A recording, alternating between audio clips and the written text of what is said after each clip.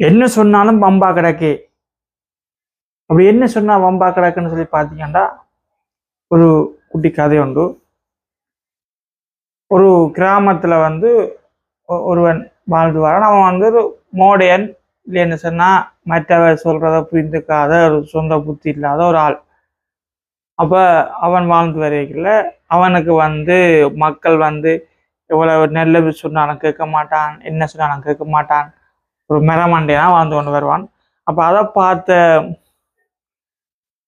தாய்க்கு வந்து கவலை, என் பிள்ளை எப்படி இருக்குது, இந்த பிள்ளையை எப்படி சரி பண்றதுன்னு சொல்லி அந்த அம்மா யோசிச்சு போட்டு அந்த மகனை கூப்பிட்டு சொல்றா, மகனே, உன்னை வந்து இந்த கிராமத்தில் இருப்ப எல்லாரும் சின்னாக்கினும் அது எனக்கு மன வருத்தத்தை ஏற்படுத்துது.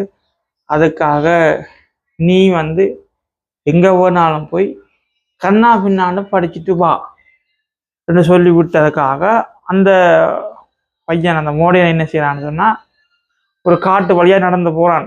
என்னென்று நடந்து போறான்னு சொன்னால், கண்ணா பின்னா கண்ணா பின்னா கண்ணா பின்னான்னு சொல்லி கொண்டு நடந்து போறான். சரி என்று அவன் கண்ணா பின்னா கண்ணா பின்னா கண்ணா பின்னான்னு சொல்லி கொண்டு போற டைம்ல வந்து அந்த காட்டுக்குள்ள வந்து ஒரு வேடன் ஒருதன் முயலை பிடிக்கிறதுக்காக வலைய வச்சு கொண்டு நிற்கிறான். அவன் முயலும் அந்த டைம் வருது, இவனும் இந்த டைம் வரான். கண்ணா பின்னா கண்ணா பின்னா கண்ணா பின்னான்னு கொண்டு இந்த பக்கம் வேடன் அந்த வலைய முயலுக்கு மேலே வீசத்துக்கு காத்து கொண்டிருக்கான். அதே டைம் வந்து இவன் கண்ணா பின்னான்னு சொல்ல முயல் அலர்ட்டாகி முயல் ஓடிட்டு.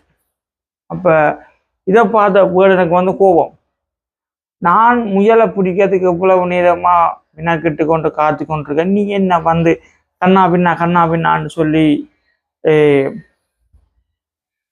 கலைக்கிறியான்னு போது சப்பல் அடி ஆளுக்கு அடிக்கண்ணே சப்பல் அடி. சரி அந்த சப்பல் அடியை வாங்கி கொண்டு அப்புறம் என்னதான் சொல்லணும்னு சொல்லி போன கேட்க சொல்லு, மாட்டவனும்னு சொல்லி கொண்டு போகணும்னு சொல்லி அங்கால போக அப்போ அவன் மோடியன் மாட்டவனும்னு சொல்லி கொண்டு போகிறான். போய் கொஞ்ச தூரத்தில் திருடர் கூட்டம் வந்து திருடுறதுக்காக போய் கொண்டிருக்கணும். அப்போ இவன் மாட்டவனும்னு சொல்லி கொண்டிருக்க. அப்போ அவங்க இவன் தங்களுக்குத்தான் வந்து சொல்கிறான், நாங்கள் மாட்டோம்னு சொல்கிறான், இவனை உழக்கணும்னு சொல்லி அவங்க 4-5 பேர் சேர்த்து இவனுக்கு நல்லா குத்தும்.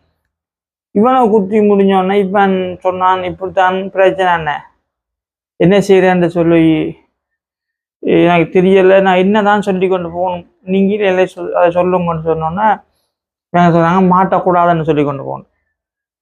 சரியான வடிவம் என்ன செய்யறான், மாட்டக்கூடாதுன்னு சொல்லி கொண்டு போகிறான். மாட்டக்கூடாதுன்னு சொல்லி கொண்டு போனவன் அங்கால போய் கொண்டு கேட்கல, ஒரு திருமண ஊர்வலம், திருமணத்துக்கு பொம்பளை மாப்பிள்ளை அழைச்சி கொண்டு போயிடும்.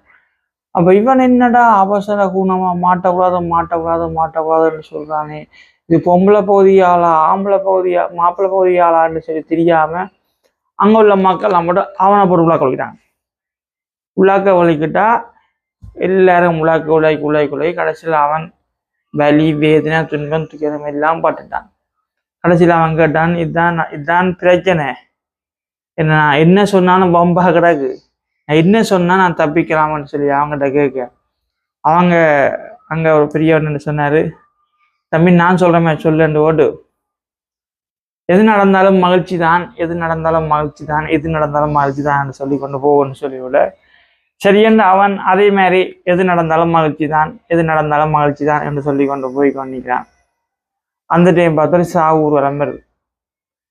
சாவு ஊர்வலத்துல வாரவங்க வந்து பார்த்துட்டு, இவன் என்னடா நாங்களே செத்த கவலையில போறோம், இவன் என்னடா சந்தோஷம் மகிழ்ச்சி தான் கலந்து போட்டு, சரி என்ன குத்துதான், அவனை போட்டு குத்துன்னு குத்தினா அவன் வலி வேதனை தாங்கிடாம, கடவுளே இது என்ன வாழ்க்கை, என்ன எனக்கே இப்படி சோதிக்கிறான்னு சொல்லி கேட்ட இடத்துல அவனுக்கு கடவுளால வழங்கப்பட்ட செய்தி, 7 பிறப்பும் நீ ஒரு பிறப்பிலே அனுபவிச்சுட்ட, அடுத்த பிறப்பு உனக்கு நல்ல பிறப்பாய் நீ சந்தோஷம் இருப்பாய் என்று கடவுள் அவனுக்கு அருள் கொடுத்துட்டு மறைஞ்சு போறார்.